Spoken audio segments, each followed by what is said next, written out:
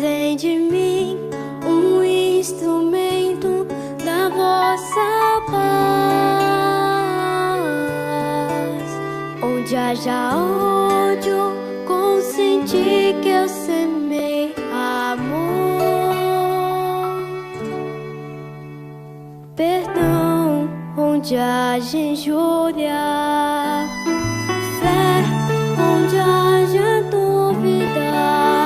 Verdade, onde haja mentira. Esperança, onde haja desespero. Luz, onde haja treva. União, onde haja discórdia. Alegria, onde haja tristeza.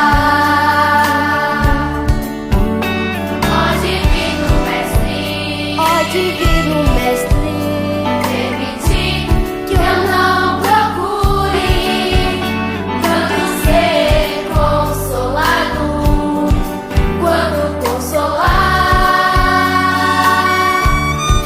compreendido quando compreender, amado quando amar. Porque é dando e recebemos, perdoando é que somos perdoados, e morrendo é que nascemos para a vida eterna. Vida eterna.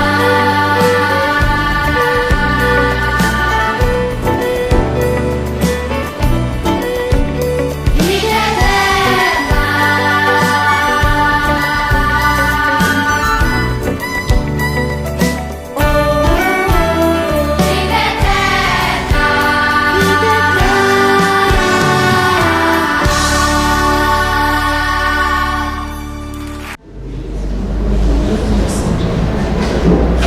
Boa noite, gente. Que a paz do nosso Mestre maior Jesus nos envolva hoje e sempre.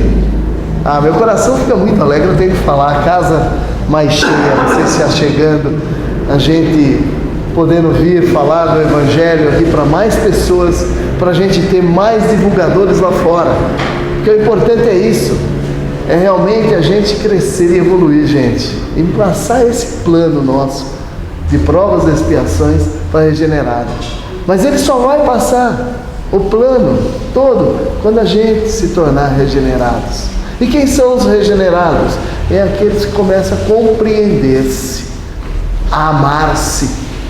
Porque aquele que começa a se amar, a se compreender, começa a compreender o seu próximo. E a vida se torna mais leve, mais tranquila. Porque o que todos querem na face da terra, ou fora dela, é ser feliz. Não existe um ser humano, um ser inteligente que diga eu quero ser infeliz. Na verdade ele quer ser feliz. É que a forma como busca essa felicidade é que a pessoa se equivoca. E os equívocos, a gente só vai vencê-los quando a gente derrubar as grandes muralhas do egoísmo. Gente? Então hoje, quem vai estar fazendo o Evangelho para a gente é o Cássio.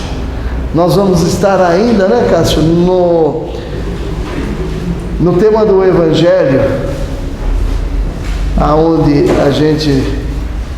onde Jesus, onde tem uma coletânea de passagens de Jesus que ficam estranhas quando a gente imagina que é o próprio amor encarnado dizendo. Por isso que é o capítulo da moral estranha. E nós vamos estar fazendo a pergunta 798, né? O Espiritismo tornar-se-á uma crença popular ou ficará circunscrito a algumas pessoas? E o ínte da moral estranha é não vir trazer a paz, mas a divisão. Bem apropriado para os termos de hoje. Então convido a todos a nossa prece inicial. Aqueles que sentirem melhor fechando os olhos, fiquem à vontade. Pai nosso que estais nos céus, na luz dos sóis infinitos, Pai de todos os aflitos deste mundo de escarcéus, santificado, Senhor, seja o teu nome sublime, que em todo o universo exprime concórdia, ternura e amor. Venha ao nosso coração o teu reino de bondade, de paz e de claridade na estrada da redenção. Cumpra-se teu mandamento, que não vacila nem erra, nos céus como em toda a terra, de luta e de sofrimento. Evita-nos todo mal, dá-nos o pão no caminho, feito na luz do carinho do pão espiritual. Perdoa-nos, meu Senhor, os débitos tenebrosos de passados escabrosos, de iniquidade e de dor. Auxilia-nos também nos sentimentos cristãos, a amar nossos irmãos que vivem longe do bem. Com a proteção de Jesus, livra a nossa alma do erro, sobre o mundo de desterro, distante da vossa luz. Que a vossa ideal igreja seja o altar da caridade, onde se faça a vontade do vosso amor. Assim seja. Boa noite a todos. Só repetindo a pergunta 798, nós vamos fazer uma releitura da pergunta e da resposta. Tentar enxergar com outros olhos. O Espiritismo tornar-se-á uma crença popular ou ficará circunscrito a algumas pessoas? Certamente ele se tornará uma crença popular e marcará uma nova era na história da humanidade, porque está na natureza e é chegado o tempo que deve tomar o seu lugar entre os conhecimentos humanos. Quando eu faço uma releitura dessa pergunta, a primeira ideia que vem na minha cabeça será mais uma crença entre tantas milhares que já existem? Será mais uma religião entre tantas milhares que já existem? Será mais uma filosofia espiritualista entre tantas milhares que já existem? Se a gente olhar só com os olhos, talvez a gente chegue nessa conclusão. Então a gente vai ter que olhar o que está por trás da letra. Não, ela não se tornará uma crença. Essa é a resposta. Por quê? Porque a doutrina espírita, não que ela seja melhor do que nenhuma delas, não é essa a minha colocação. Nós aprendemos que a doutrina espírita é filosofia, ciência e religião. Pouco mais aprofundado, diria assim, é a filosofia da ciência, é a ciência da religião, é a religião da filosofia. Então, o que a doutrina espírita nos traz de novo? Nada. Nenhuma novidade. Absolutamente. Nenhuma novidade. A novidade são os nossos olhos de enxergar as mesmas coisas, agora um pouco mais amadurecido. Então, ela não vai ter mais uma crença. Até porque o mundo já está cheio de crenças. A doutrina espírita, ela trabalha com 7 princípios básicos, que não são espíritas. Eu vou fazer só uma analogia aqui. Nós não podemos imaginar que foi Isaac Newton que criou a lei da gravidade. Foi ele que inventou a lei da gravidade. Ele só estudou aquela lei e colocou no papel. Então é uma lei universal. Então a doutrina espírita, ela trabalha com 7 princípios universais. Então ela não é a detentora dos princípios universais. Eles já existem há bilhões de anos. A diferença é que ela estuda pela filosofia, pela ciência e pela religião cada um desses princípios universais. Universais, só com a ajuda da filosofia, da ciência e da religião. Não só da religião, não só da filosofia, não só da ciência. Para a gente fazer uma analogia que fica mais fácil, poderia imaginar a doutrina espírita como se fosse o corpo humano.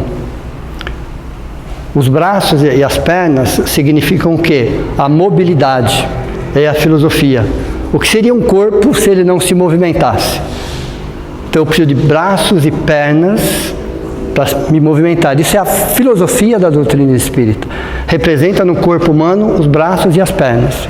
Mas o que seria do movimento se não tivesse direção? Alguém tem que direcionar esse movimento. Então a parte científica da doutrina espírita é exatamente o cérebro. É a razão, é o raciocínio, são as pesquisas, são os estudos. Aí você, baseado na razão, nas pesquisas, na ciência, você dá direção ao movimento. Aí o movimento começa a fazer sentido. Mas o que seria do movimento e da direção se não houvesse o sentimento. Então a parte religiosa da doutrina espírita é exatamente o coração. Então se nós quiséssemos fazer uma analogia, filosofia, ciência, religião, seria o quê? A mobilidade com a filosofia, a razão com a ciência, o cérebro, e o sentimento com o coração. Então o primeiro princípio básico que a doutrina espírita estuda, pesquisa e se aprofunda é Deus. Com diversos nomes, não importa, mas é o Criador. Então ela não inventou Deus. Deus já faz parte das religiões, das filosofias espiritualistas há milhões de anos. Só que agora ela estuda um Deus, não esse Deus customizado. Não esse Deus que nós fizemos a nossa imagem e semelhança, mas o Deus que nos fez a sua imagem e semelhança. Porque a maioria dos deuses das religiões, ele foi criado para atender às nossas necessidades. Então nós fizemos dele a nossa imagem e semelhança. A doutrina espírita fala de um Deus que nos fez a sua imagem e semelhança. Como fala José Herculano Pires, Deus na sua transcendência é o Criador. Na sua imanência se integra na criação. Veja, é um Deus diferente. É o Deus, para vocês terem uma ideia, do filósofo René Descartes. Dos grandes cientistas, dos grandes filósofos. É o mesmo Deus. Então, o primeiro princípio básico que a doutrina espírita estuda e pesquisa é Deus. O segundo, imortalidade. Todas as religiões, filosofias espiritualistas falam de imortalidade. Se todas as religiões e todas as filosofias espiritualistas ficassem só dentro desses dois princípios básicos, Deus e imortalidade, 80% dos problemas humanos já estavam resolvidos. Só 80%. Se todas as religiões e todas as filosofias espiritualistas, porque é o ponto em comum entre todas elas. Todas elas falam de um Deus, todas elas falam da imortalidade. E se nós nos concentrássemos só nisso, 80% dos problemas já estavam resolvidos. Então esse é o segundo princípio básico, imortalidade. O terceiro princípio básico, nós entramos com a reencarnação. É sinônimo de evolução. Então o terceiro princípio básico da doutrina espírita é a reencarnação, que no Antigo Egito se falava em metempsicose. Na Antiga Grécia falava em paligenesia. No início da era cristã falava em ressurreição. E agora nós falamos em reencarnação. Mas o que significa metempsicose, paligenesia, ressurreição e reencarnação? Na essência a mesma coisa, o retorno. Na essência estou falando que a alma vai retornar. Então, na essência, é a mesma coisa. Terceiro princípio básico da doutrina espírita. O quarto princípio básico chama-se livre-arbítrio. É o poder de escolha que todos nós temos. Está limitado, claro, de acordo com o nosso momento evolutivo, de acordo com o planeta, de estar encarnado. Nosso livre temos, mas dentro desse contexto. É o nosso poder de escolha. Então esse é o quarto princípio básico da doutrina espírita. Veja, não é da doutrina espírita, é o princípio básico universal, como Deus, como imortalidade, como reencarnação, nós chamamos de reencarnação, livre-arbítrio. O quinto, lei de causa e efeito. Lei de causa e efeito. Todos nós estamos inseridos na lei de causa e efeito. Somos protegidos pela nossa ignorância, mas até que ponto nós somos ignorantes? A lei de causa e efeito está adaptada, está condicionada ao nosso momento evolutivo. Então nós somos protegidos pela nossa ignorância. Só precisa saber até que ponto somos ignorantes. Está adaptada, como a questão 621 do Livro dos Espíritos, onde Kardec pergunta aonde está escrito as leis de Deus e a resposta na consciência dos homens. Ok? E Deus, esse Deus, ama um verme e um anjo com a mesma intensidade. E cuida dos dois. Olha que Deus diferente esse, que ama um verme e um anjo com a mesma intensidade e cuida dos dois. Porque são seus filhos, em momentos espirituais e evolutivos diferentes, mas são seus filhos. Então, lei de causa e efeito é uma lei que todos nós estamos inseridos. Depois nós temos algo que nós chamamos dentro da doutrina espírita de mediunidade. é a percepção extracorpórea que todos nós temos e a humanidade toda tem, que sempre existiu, nós chamamos de mediunidade. E por último, a pluralidade dos mundos habitados. O que significa isso? A vida em todo o universo. Em todo o universo a vida, claro, de acordo com as condições químicas e biológicas de cada planeta. É evidente isso, ok? Mas existe vida em todo o universo, das mais diferentes formas. Aliás, quantas formas de vida existem no planeta Terra? Quantas? No reino vegetal, no reino animal. Quantas? Imagine no universo. Todos são formas de vida.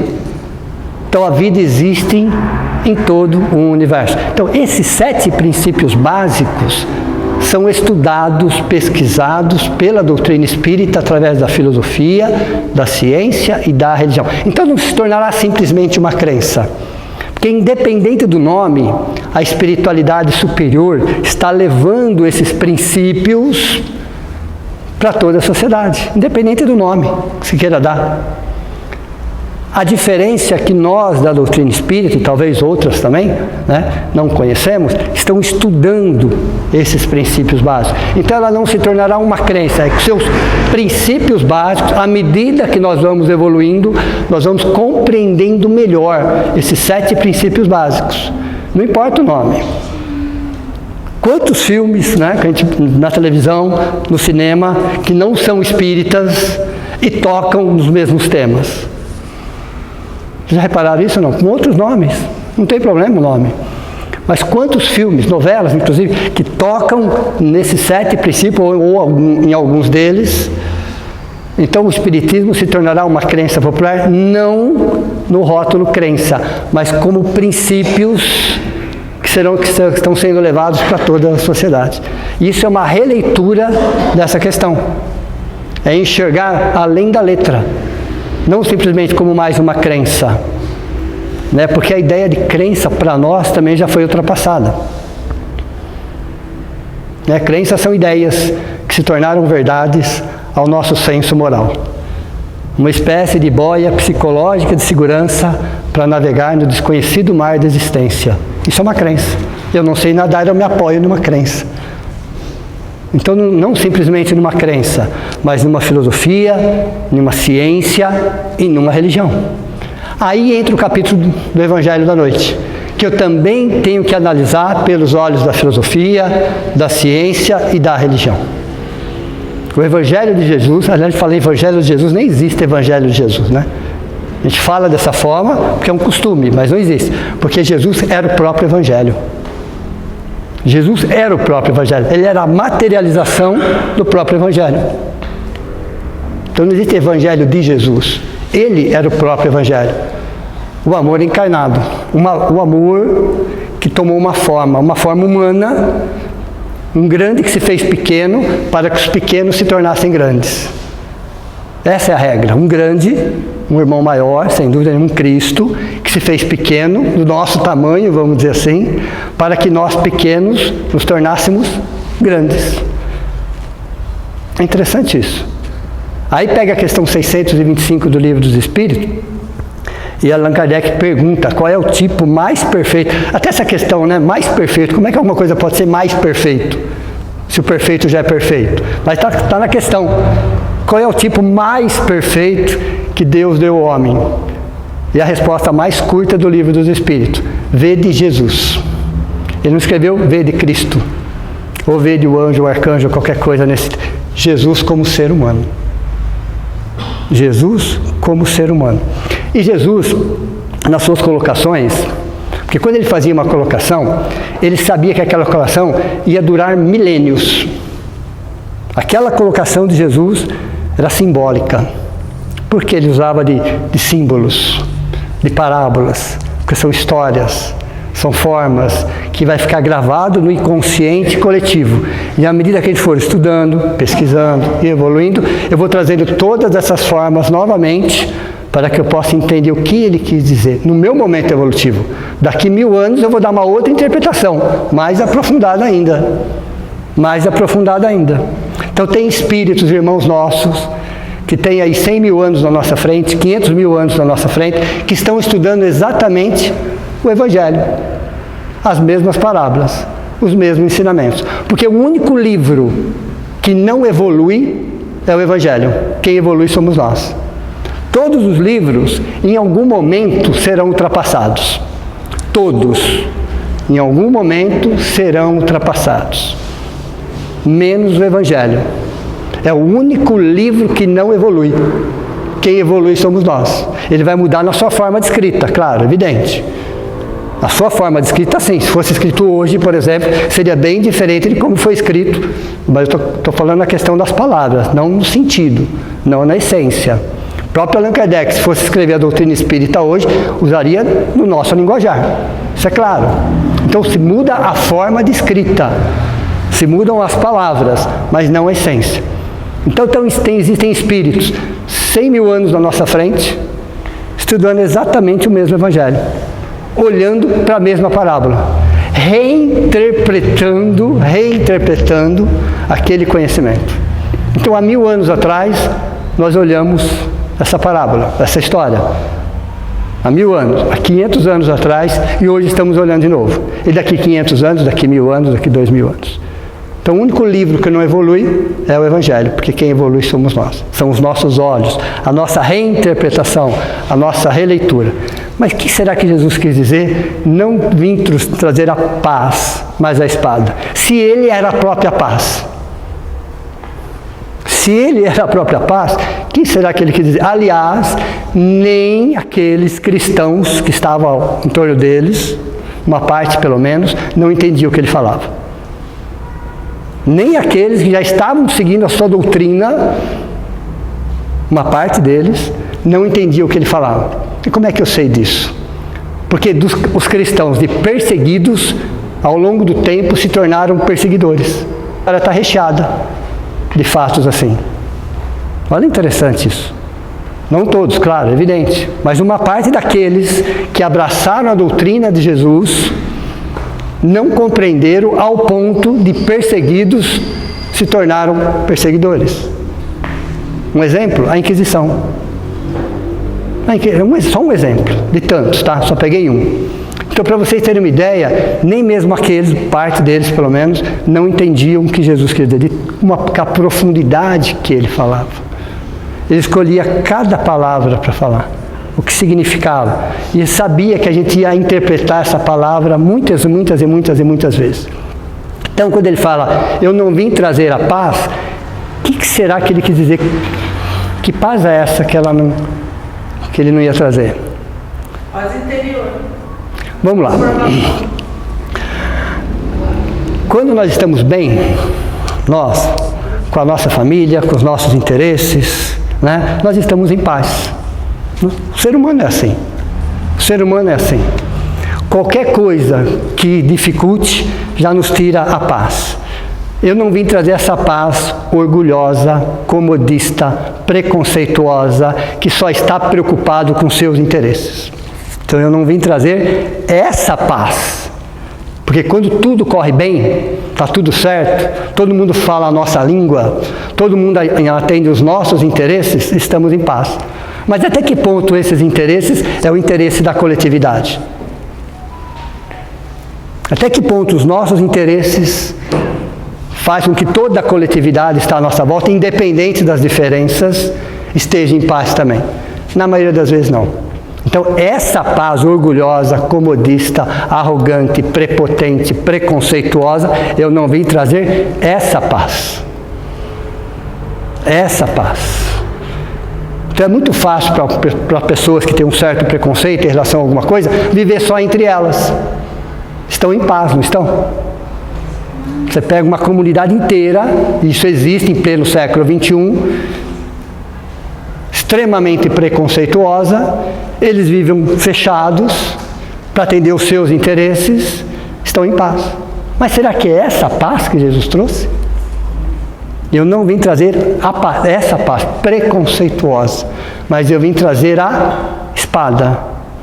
Espada é um instrumento cortante, que corta a nossa arrogância, que corta a nossa prepotência, que corta a nossa vaidade, que corta, sabe, os nossos interesses exclusivista, interesses pessoais, e nos divide ao meio. Exatamente. Aí dentro do mesmo núcleo, as pessoas, por amor, são obrigadas a vencer os seus próprios preconceitos. Olha, renovar os seus valores, reavaliar aquilo que realmente interessa. Aliás, o que tem valor e o que tem preço. Hoje nós não sabemos exatamente qual é a diferença disso. Pessoas se tornaram coisas num processo chamado coisificação. É um processo que a psicologia já vem estudando sobre isso. Pessoas têm preço. Interessante isso.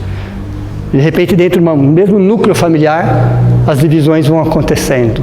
Porque os espíritos são diferentes, trazem tendências diferentes, trazem carências diferentes, necessidades diferentes. E aí você tem que escolher entre o amor a um filho ou o seu preconceito. Olha como ele dividiu você no meio. Olha como essa espada te dividiu no meio. O que é maior? O amor que você tem pelo seu filho, só estou dando um exemplo, tá? Ou o seu preconceito? Você vai ter que escolher. De repente você não aceita aquele hipótese alguma e exatamente o seu filho é exatamente daquele jeito. E você vai ter que escolher. Está te dividindo ao meio.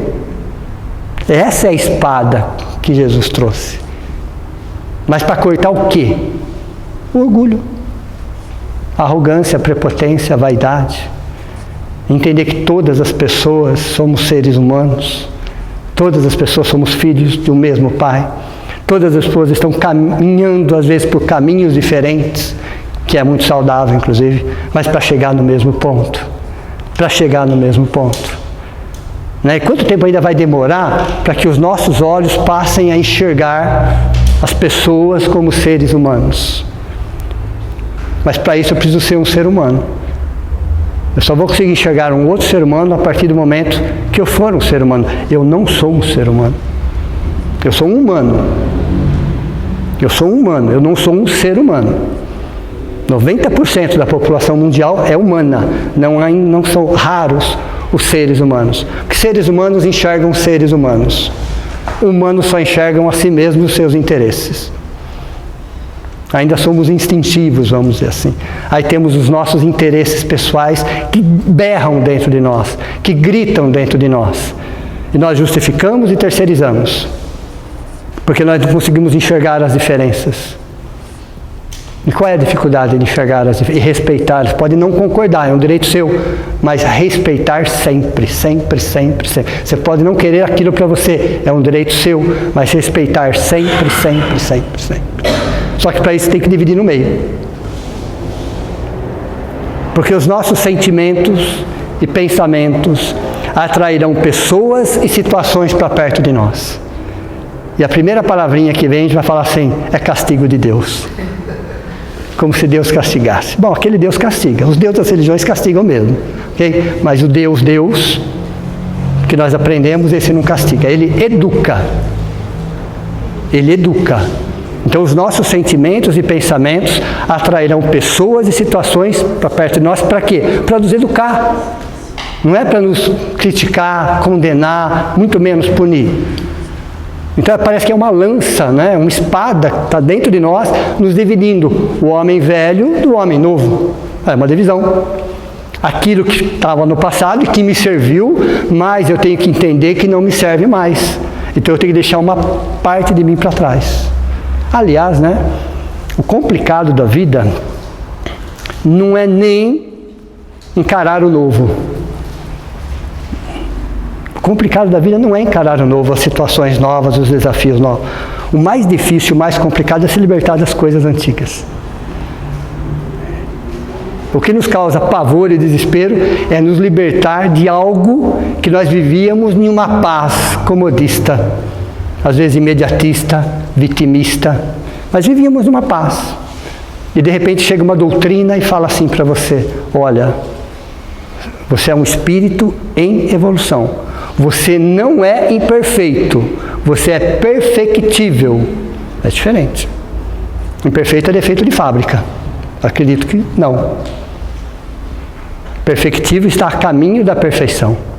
Veja, é uma outra palavrinha que a gente tem que também ressignificar. Mas para isso eu tenho que me libertar de algumas coisas. E muitas vezes a espada de Jesus, nesse simbolismo, nessa metáfora, serve exatamente para isso, para nos tirar dessa paz, mas para nos colocar em algo muito melhor, na nossa verdadeira destinação. Na nossa verdadeira destinação. Se libertar um pouco do orgulho, da vaidade, da arrogância, da prepotência, passar a enxergar a vida como ela é, as pessoas como elas são, fazer o seu melhor, não o seu possível, dentro daquele ponto que nós estamos.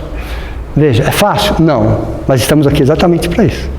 Não é vencer as outras pessoas, não é querer ser melhor do que ninguém, é vencer a si mesmo. E vencer a si mesmo é um processo chamado auto-enfrentamento. Nós estávamos tão acostumados a brigar para fora de nós, né? Era tão mais simples brigar para fora de nós, e muitas vezes em nome de Deus ainda. Brigávamos, matávamos, torturávamos em nome de Deus. Ainda falávamos, meu Deus, como se o Deus fosse seu, inclusive. E quando algum desafeto nosso, por alguma infelicidade qualquer, né, se encontrava num momento delicado, aí a gente falava ainda assim, Deus é Pai. Pai de quem? É assim? Veja, é tudo isso que a gente tem que remodelar, ressignificar, rever. É para olhar e falar, tá, isso fez parte e até foi importante, mas a partir desse momento para frente não é mais. É uma divisão, é a espada. Essa é a espada. Não vim trazer a paz, mas é a espada. É essa espada que vai nos libertar de nós mesmos. Vai nos libertar de nós mesmos. Nós somos os nossos piores obsessores. Nós somos os nossos piores obsessores. Se existe alguém capaz de acabar com a nossa vida, somos nós mesmos. Somos nós mesmos. E aí nós vamos terceirizar, nós vamos justificar, vamos colocar a culpa até no diabo. Tem mais essa ainda. É isso? E de repente você olha e fala, não, eu tenho que olhar para mim. Eu tenho que olhar para mim e entender que eu sou um filho, não sou servo de Deus. Passou a fase de ser servo, né? Aqui já passou, né? Porque o servo é um empregado. Uma hora ele vai cobrar o salário. O servo, ele adora cobrar salário. É um direito dele, inclusive, porque ele é um servo. Ok? O filho já tem um outro comprometimento. Já tem um outro envolvimento. O filho de Deus tem uma outra postura. Não é um servo de Deus. Então é uma coisa que a gente tem que ressignificar também. Veja, era tão mais fácil ser servo. Eu fazia tanta promessa. Era tão fácil fazer promessa. Tão simples, nada contra as promessas, pessoal, não é isso que eu quero dizer. Mas chega um momento que você percebe que tudo está dentro de você. E é uma espada entrando dentro de nós. Está nos dividindo ao meio. Está nos dividindo e falando para nós, ó, você é muito, muito mais do que uma personalidade. Você é uma individualidade. Você é uma individualidade imortal, que tem livre-arbítrio. Você é um cidadão do universo. Onde é a tua casa? O universo. O universo todos. Todos os planetas, todos os sistemas, todas as galáxias. Veja, olha que forma diferente de pensar. De forma diferente de pensar. Mas para isso eu preciso parar de ter delírios de grandeza ou vício de prestígio. Eu preciso me colocar exatamente do meu tamanho. Nem mais, nem menos. E me colocar exatamente do meu tamanho é cortar o excesso, a espada novamente. O excesso de arrogância, o excesso de prepotência, o excesso de vaidade desmedida, o excesso de achar que eu estou sempre certo, sempre certo. Interessante isso, porque para a pessoa arrogante, prepotente, só tem dois jeitos de fazer as coisas. A dela é errada. Veja. A gente não admite que a mesma situação pode ser vivida de 50 formas diferentes. Que existem 50 caminhos para chegar no mesmo lugar, mas não admitimos. É o nosso caminho, que é até válido para nós. O nosso caminho é válido para nós. Então, quando eu começo a ampliar esse horizonte, eu percebo que essa espada que está me dividindo, está me multiplicando. Me multiplicando, porque ela está abrindo todos os horizontes. ela está me mostrando a minha verdadeira destinação.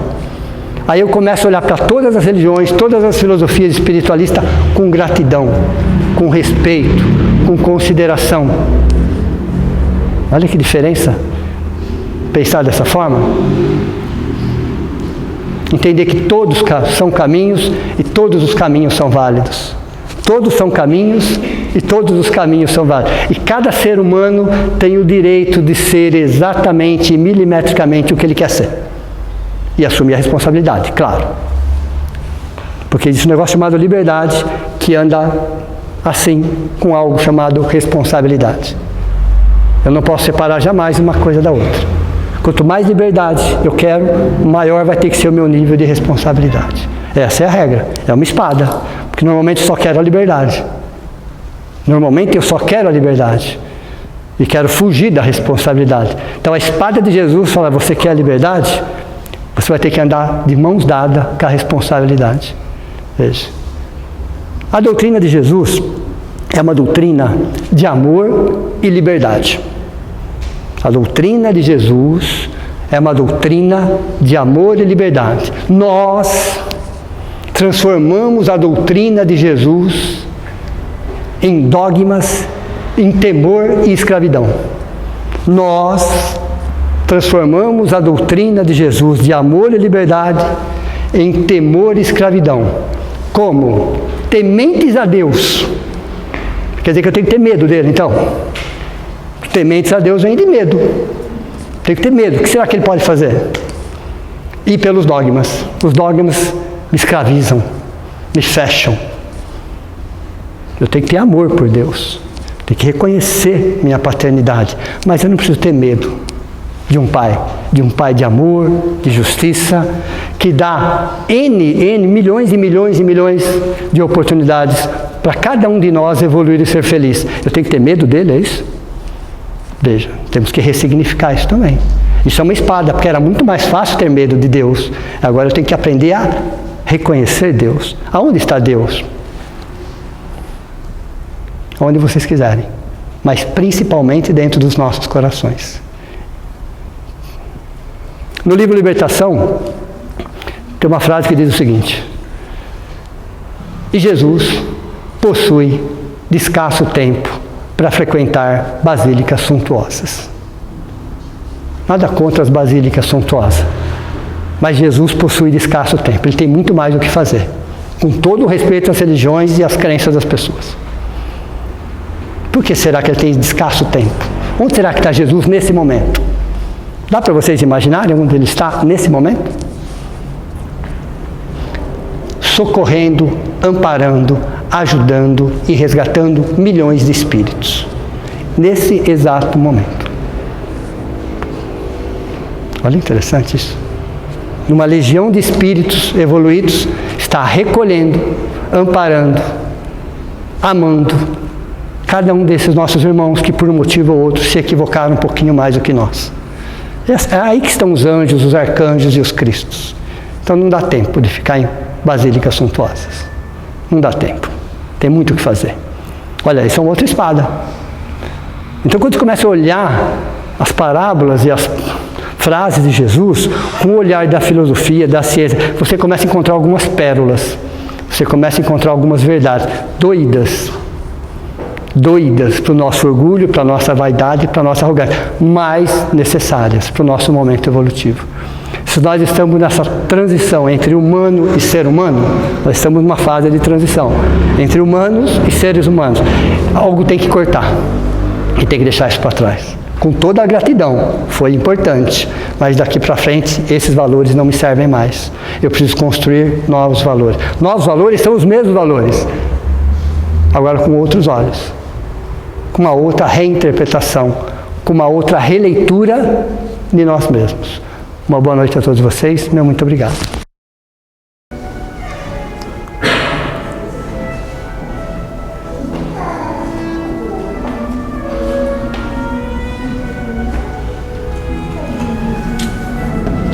Vamos então fazer a nossa prece final, né? Quem se sentir à vontade pode fechar os olhos. Senhor Jesus, agradecemos por mais essa oportunidade de estarmos aqui reunidos, aprendendo as suas lições. Que possamos, Senhor Jesus, dedicar o nosso tempo, ocupar melhor o nosso tempo com boas atitudes, com boas lições, com bons estudos, com boas aprendizagens. Que possamos, Senhor Jesus, aproveitar cada minuto dessa reencarnação para que seja muito proveitoso e que possamos caminhar melhor nos seus caminhos. Que tenhamos, Senhor Jesus, uma semana abençoada, sob a sua proteção e sob a sua orientação. Obrigada, que assim seja. Boa noite a todos, vão com Deus, boa semana a todos. Obrigada a todos vocês que estão aqui.